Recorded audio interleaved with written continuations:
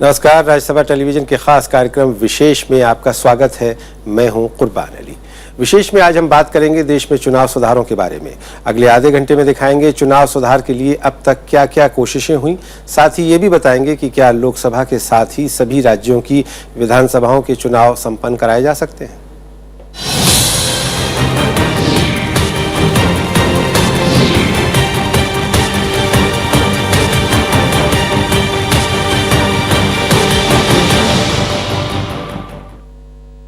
संसद की कार्मिक लोक शिकायत विधि और न्याय संबंधी स्थायी समिति लोकसभा और विधानसभाओं के चुनाव एक साथ कराने की संभावनाएं तलाश कर रही है।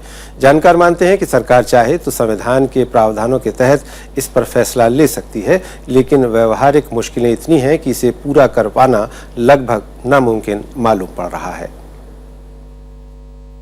आने वाले वक्त में क्या लोकसभा और विधानसभा के चुनाव एक साथ हो सकते हैं?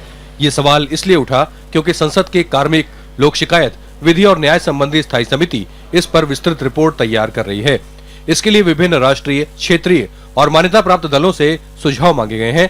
यही नहीं, आम लोगों और संस्थाओं से भी इस बारे में सुझाव आमंत्रित किए गए हैं। Overall opinion, public opinion is created that why every time, every year we have to go to the polling station and vote for the government. Why not we allow the government which is elected for 5 years should see that their promises which were made in their election manifesto being implemented within that 5-year period. बार बार होने वाले चुनाव में भारी भरकम खर्च इस सोच के पीछे एक बड़ी वजह है। चुनाव के लिए सुरक्षा बलों की तैनाती भी किसी चुनौती से कम नहीं। बार बार चुनाव होने से लगने वाली आचार संहिता से सरकार की विभिन्न योजनाओं और कार्यक्रमों पर भी असर पड़ता है। जानकारों के मुताबिक लोकसभा और विधानसभा चुनाव एक साथ कराने के लिए कई फॉर्मूले हो सकते हैं। मसलन कुछ राज्यों में लोकसभा के मद्देनजर चुनाव पहले कराए जाएं और जिन राज्यों का कार्यकाल खत्म हो चुका है वहां आम चुनाव की तारीखों तक कॉमन मिनिमम प्रोग्राम के तहत मिलीजुली सरकार रहे या फिर राष्ट्रपति शासन लागू हो। ऐसे बहुत अवसर आते हैं। अगर पूरा इतिहास देखिए आप तो बहुत अवसर ऐसे आए जब एक साथ चुनाव हो सकते थे कानून के अंतर्गत, लेकिन नहीं किए गए, वो अलग अलग किए गए। तो अगर सरकार नीतिगत निर्णय ले ले कि हमें एक साथ चुनाव कराने हैं तो मैं समझता हूँ 2 साल, 4 साल, 5 साल के अंदर ये नितांत संभव होगा कि लगभग सारे चुनाव एक साथ हों। हालांकि देश के संघीय ढांचे में राज्यों की सरकारों और विधानसभाओं को इसके लिए राजी करना अपने आप में किसी चुनौती से कम नहीं। इसलिए खर्च में कटौती के तर्क पर सहमति तो बन सकती है, लेकिन विधानसभा और लोकसभा चुनाव के साथ कराने में संवैधानिक अड़चनें बहुत हैं। जानकारों का मानना है कि मौजूदा व्यवस्था में इसे लागू कराना मुश्किल है। मेरे को तो सहमति असंभव लगती है। अभी अगर आप देखें तो लोकसभा का अगला चुनाव मार्च और मई 2019 में होगा और उससे पहले 22 प्रदेशों की इलेक्शन जो है वो समय समय पर ड्यू होती रहेगी। तो आप कैसे उनकी टर्म को ना तो आप ज्यादा कर सकते हैं ना कम कर सकते हैं। कितनी संवैधानिक मुश्किल है कि ये असंभव ही है। कार्यपालिका और विधायिका के बीच जिस तरह के संबंध है उसमें कार्यपालिका को सदन के प्रति जिम्मेदार रहना होता है। बहुमत खोने के बाद सत्ता में बने रहने का यहाँ प्रावधान नहीं है। लिहाजा तर्क ये दिए जा रहे हैं कि अगर कोई सरकार अल्पमत में आई तो विपक्षी दलों के साथ मिलकर सत्ता कायम करना आसान नहीं होगा। हमारे 29 प्रांत हैं, अलग अलग प्रांत हैं। अगर हम गवर्नर रूल लाते हैं या प्रेसिडेंट्स रूल लाते हैं तो हमें तब तक लाना पड़ेगा जब तक कि पूरा टर्म ना खत्म हो। तो अगर कोई सरकार 2 साल में ही मत खो देती है तो ऑपोजिशन को ये उनके लिए संभव नहीं होगा कि वो गवर्नमेंट बनाए या इलेक्शंस हों। देखिए, ये मसला कई बार उठा है और कई बार 5-7 साल में मैंने भी सुना है, बड़े बड़े नेताओं से के मुंह से भी सुना है। रीज़न उनकी जो उसके पीछे जज्बा है वो तो ठीक है, क्योंकि देखिए इलेक्शन जब होता है तो उस पर करोड़ों रुपए खर्च होते हैं, पार्टीज़ के खर्चा होता है, इलेक्शन का कमीशन का सरकार का खर्चा होता है, करोड़ों होता है, बार बार होता है। और बार बार इलेक्शन से उन दिनों जब इलेक्शन की एक्टिविटीज़ 1-1.5 महीने की, सारे मंत्री लोग तो इलेक्शन कैंपेन में चले जाएंगे तो दफ्तर तकरीबन काम करना बंद हो जाते हैं। तो ऐसी सूरत में ये सुझाव के इलेक्शन अगर साथ हो तो बाहर वोटर की भी हैरेसमेंट कम।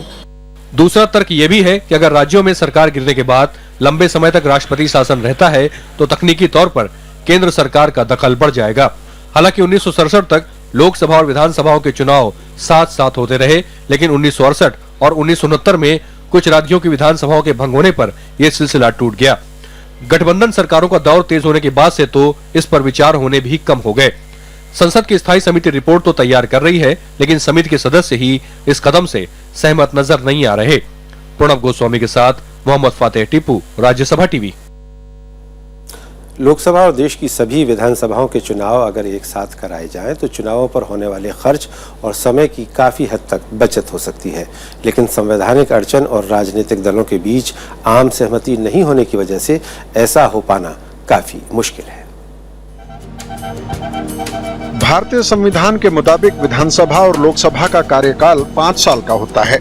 इस बीच अगर चुनी हुई सरकार बहुमत खो दे और संवैधानिक संकट के हालात बन जाएं, तो सदन को वक्त से पहले भंग किया जा सकता है। इसके अलावा कई बार सरकार भी तय वक्त से पहले चुनाव कराने का फैसला कर लेती है।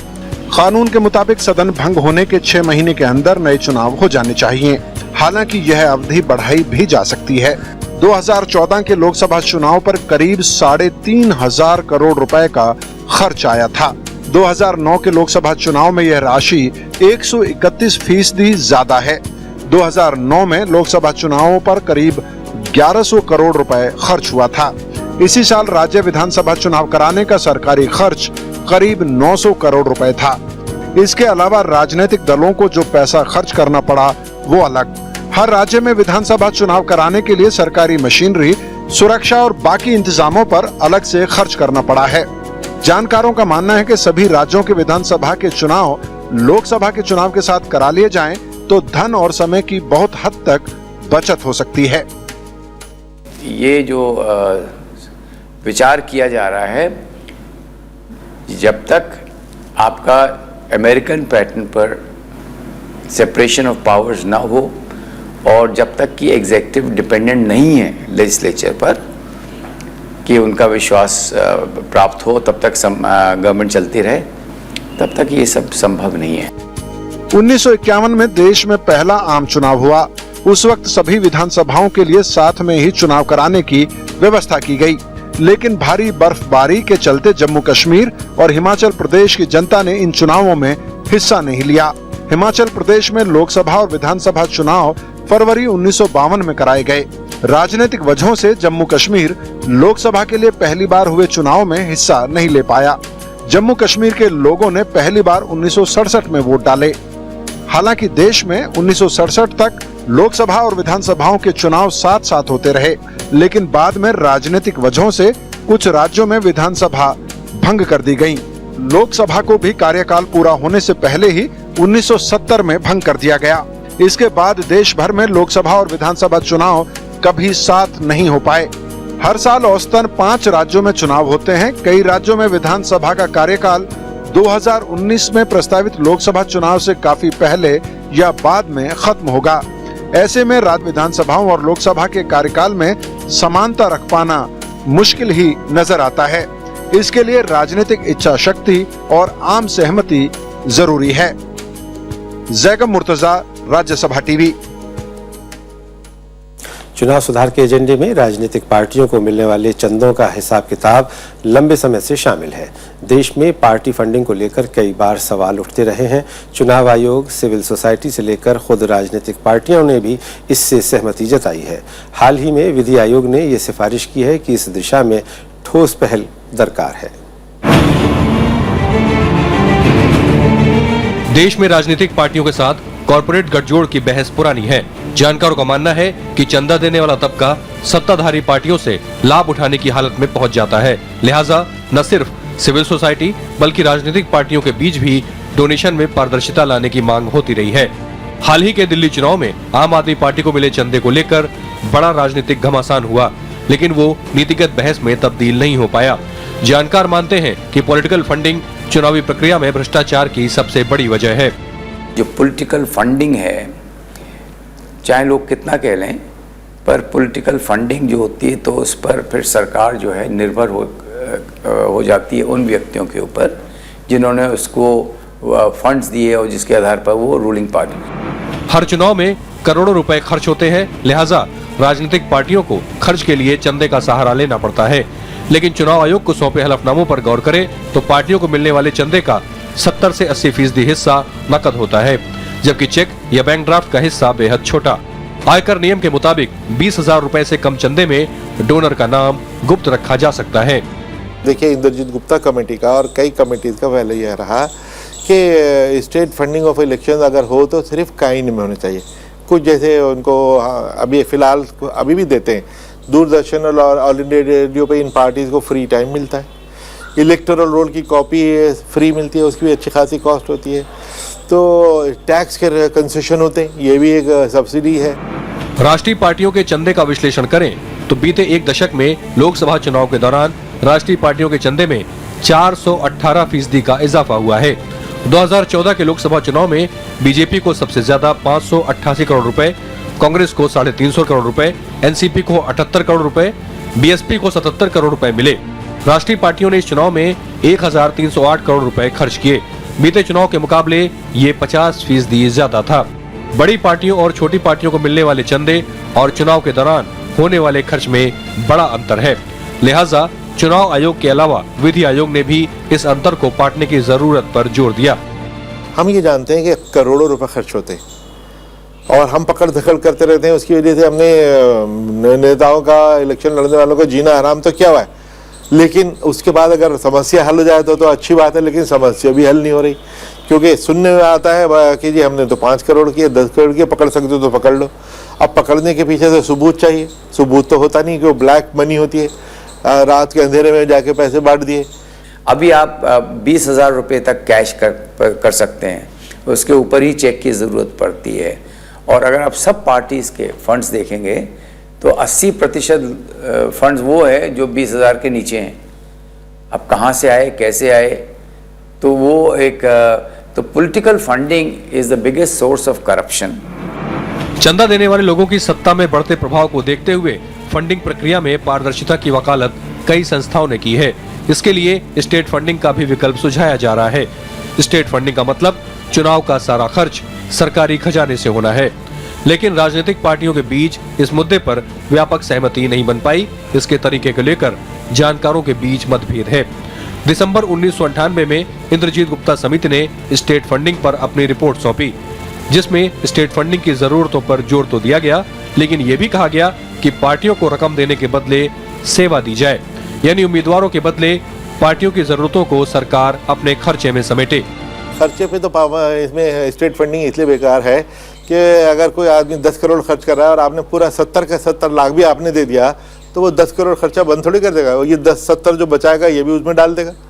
तो इसका तो हल नहीं। लेकिन दूसरी चीज़ है कि पैसा आता कहाँ से है, वो मतलब ये होता क्या है कि जो पॉलिटिकल पार्टीज हैं 75 से 80% ये नहीं बताती, ये तो बताती हैं कि हमारे पास इतना पैसा आया, 3,000 करोड़ 4,000 करोड़ सारी पार्टी ने मिल के दिखाया, इन्होंने 5 साल में जमा किया, और उसमें से 75% का हमको पता ही नहीं सोर्स क्या है।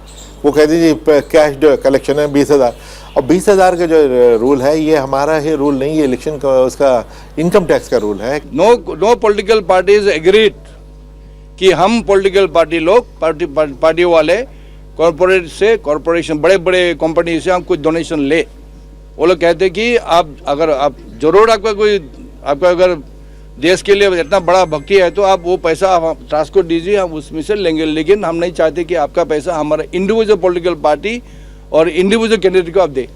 You are welcome to give your money to the trust established by government, not to any individual candidate. चुनाव में स्टेट फंडिंग पर अब तक आम सहमति नहीं बन पाई है, लेकिन चंदे में पारदर्शिता को लेकर कानून मंत्रालय, चुनाव आयोग और सिविल सोसाइटी लगातार गंभीरता दिखाते रहे हैं।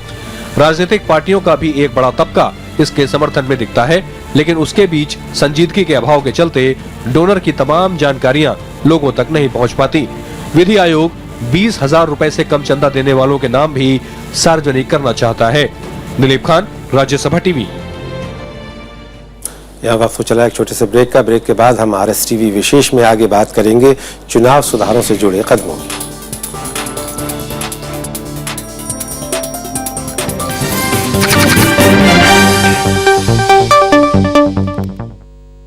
RBI के 80 साल, प्रधानमंत्री की अपील, बैंकिंग व्यवस्था में शामिल हों गरीब। देखिए पहली खबर, RBI के 80 साल, आज रात 8 बजे।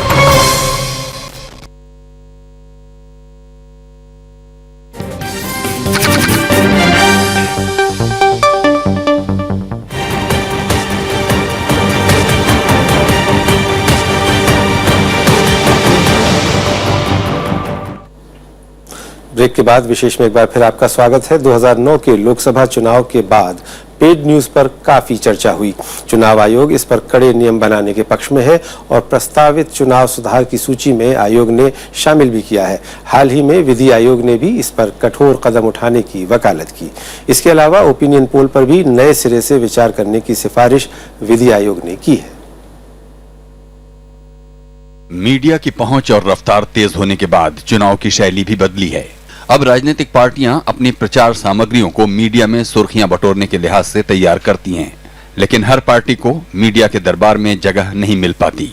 कई बार ये चयन वाजिब होता है, लेकिन कई बार मीडिया पैसा लेकर खबरों को तोड़ मरोड़ कर पेश करता है।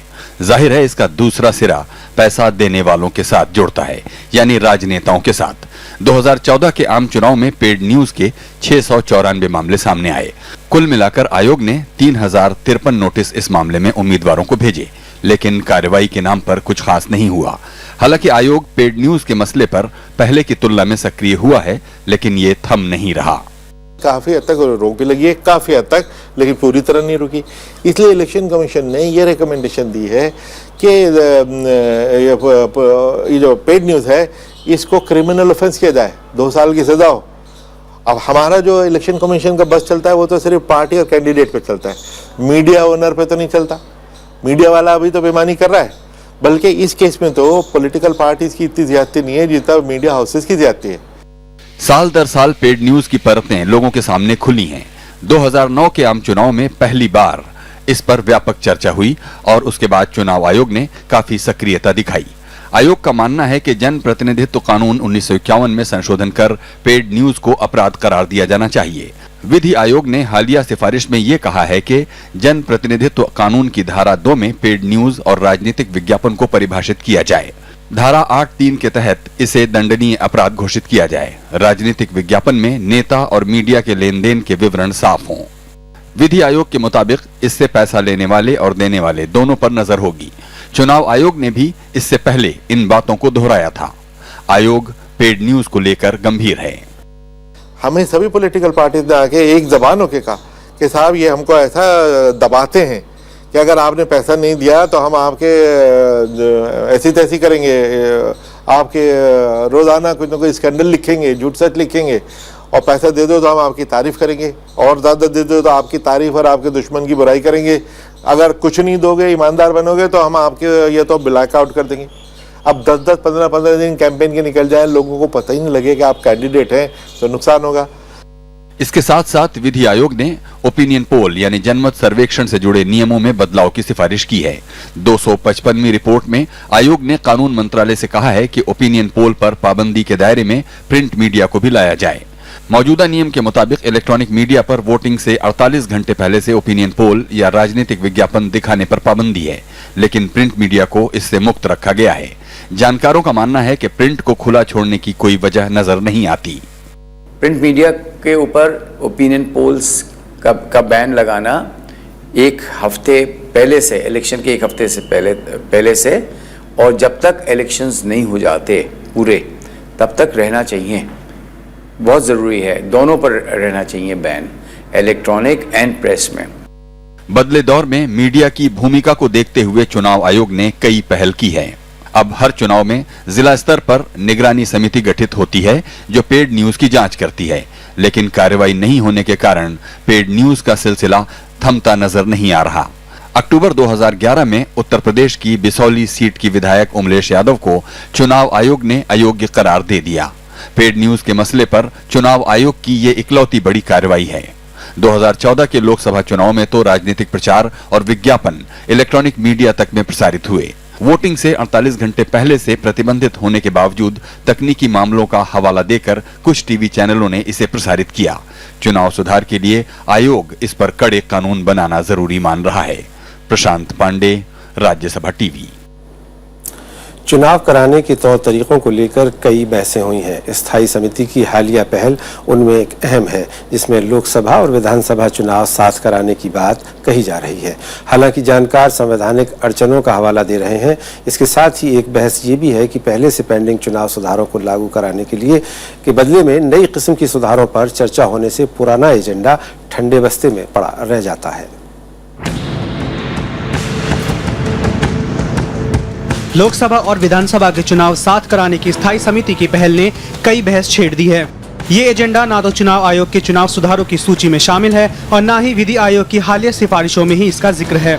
चुनाव आयोग ने 30 मार्च को राष्ट्रीय स्तरीय संगोष्ठी में चुनाव सुधार के कई पहलुओं पर बात की, लेकिन ये मसला वहाँ भी नदारद दिखा। पहले से रुके पड़े चुनाव सुधार के एजेंडे में निर्वाचन आयोग ने जिस बिंदु को शामिल नहीं किया है और जिस पर लंबे समय से चर्चा होती रही है, उनमें प्रोपोर्शनल रिप्रेजेंटेशन का मुद्दा काफी अहम है। प्रोपोर्शनल रिप्रेजेंटेशन यानी राजनीतिक पार्टियों को हासिल वोटों के अनुपात में विधानसभा या लोकसभा में उनकी हिस्सेदारी। Proportional representation ultimately better system है than first past the post, पर उसके लिए थोड़ी ट्रेनिंग देनी पड़ेगी कि किस तरह वोटिंग एक्सरसाइज किया जाए। भारत में चुनाव के मौजूदा स्वरूप के मुताबिक कोई भी उम्मीदवार अगर एक वोट से भी जीत हासिल करता है तो हारने वाले उम्मीदवार का दखल विधानसभा या लोकसभा में नहीं होता। यानी अगर कोई पार्टी वोट शेयर के मामले में दूसरे या तीसरे नंबर पर है और उसे एक भी सीट नहीं मिली हो तो विधायिका में उसकी नुमाइंदगी शून्य रह जाती है। हाल के लोकसभा चुनाव में वोट शेयर के हिसाब से बीएसपी तीसरी सबसे बड़ी पार्टी थी, लेकिन उसे एक भी सीट पर जीत हासिल नहीं हुई। लोकसभा के इलेक्शन हुए, उसमें बीएसपी का 3rd लार्जेस्ट वोट शेयर मिला। सब पूरे हिंदुस्तान में उनको 3rd लार्जेस्ट शेयर वोट का था, सीट 0। तो ये तो इन वे रिप्रेजेंटेटिव कैरेक्टर को क्वेश्चन करती है। भारत में मौजूदा व्यवस्था को फर्स्ट पास द पोस्ट कहा जाता है। लोकतांत्रिक अधिकार से जुड़े लोगों का मानना है कि इसमें जनता की आवाज ठीक से दर्ज नहीं हो पाती। अगर पिछले कुछ चुनाव पर नजर दौड़ाएं तो 2014 के लोकसभा चुनाव में सबसे बड़ी पार्टी बीजेपी को 31% वोट के साथ 282 सीटों पर जीत हुई। वहीं 19.3% वोट पाने वाली कांग्रेस को महज 44 सीटें मिली। 4.3% वोट शेयर के साथ तीसरी बड़ी पार्टी बीएसपी को एक भी सीट पर जीत नहीं मिली। लिहाजा जनता की आवाज को सही जगह दिलाने के लिए इसमें फेरबदल की बात कही जा रही है। दिलीप खान, राज्यसभा टीवी। 1951 के पहले आम चुनाव के बाद से ही चुनाव सुधारों की मांग उठती रही है। इस बीच चुनाव खर्च में कमी, चुनाव में पारदर्शिता और दागियों को चुनाव प्रक्रिया से दूर रखने के लिए चुनाव आयोग ने कई कदम उठाए हैं, लेकिन ये नाकाफी रहे। इसी रिपोर्ट के साथ हम छोड़ जाते हैं। विशेष में मेरे साथ इतना ही। नमस्कार। चुनाव सुधार की कोशिश पिछले कई साल से जारी है, लेकिन राजनीति से दागियों को दूर रखने की कोशिश फिलहाल सफल नजर नहीं आ रही। 90 के दशक की शुरुआत में एनएन वोहरा समिति ने राजनीति से अपराधियों को अलग रखने को लेकर अहम रिपोर्ट दी, जिस पर देश भर में व्यापक चर्चा भी हुई। लेकिन राजनीति में दागियों की संख्या घटने की बजाय बढ़ती नजर आ रही है। 16वीं लोकसभा के निर्वाचित 543 सांसदों में से 186 के खिलाफ आपराधिक मामले दर्ज हैं। 2014 के आम चुनाव में करीब 17% उम्मीदवार ऐसे थे जिनके खिलाफ गंभीर आपराधिक मामले दर्ज थे, जबकि 2009 में आपराधिक रिकॉर्ड वाले उम्मीदवारों की संख्या करीब 15% थी। राजनीति में अपराधियों का दखल सिर्फ चुनाव लड़ने तक सीमित नहीं है, बल्कि वो चुनाव प्रक्रिया को प्रभावित करते रहे हैं। इसमें बूथ कैप्चरिंग से लेकर वोटरों को डराने धमकाने जैसे संगीन मामले भी शामिल हैं। चुनाव सुधार की दिशा में निर्वाचन आयोग का पहला बड़ा फैसला 1982 में आया। इस साल केरल के परूर विधानसभा सीट पर मतपत्र के बजाय इलेक्ट्रॉनिक वोटिंग मशीन यानी ईवीएम का पहली बार ट्रायल किया गया। इसके बाद 2004 के केरल विधानसभा चुनाव में पहली बार ईवीएम इस्तेमाल हुई। हालांकि वोटिंग मशीन पर भी उंगलियां उठी, लिहाजा आयोग इन मशीनों से प्रिंटर जोड़ने की योजना पर काम कर रहा है, जिससे वोटर को पर्ची मिल सकेगी। राजनीतिक हलकों में भी ये बहस का मुद्दा है। इस बीच मशीन में नोटा या इनमें से कोई नहीं का बटन भी जोड़ा गया। 2013 में सुप्रीम कोर्ट ने 1951 के जन प्रतिनिधित्व कानून में बदलाव का आदेश दिया। इसके तहत सजा होते ही सांसद या विधायक की सदस्यता रद्द हो जाती है। सुप्रीम कोर्ट ने राजनीतिक दलों को आरटीआई के दायरे में लाने के साथ साथ 20,000 से ज्यादा के चुनावी चंदे का स्रोत सार्वजनिक करने को भी कहा।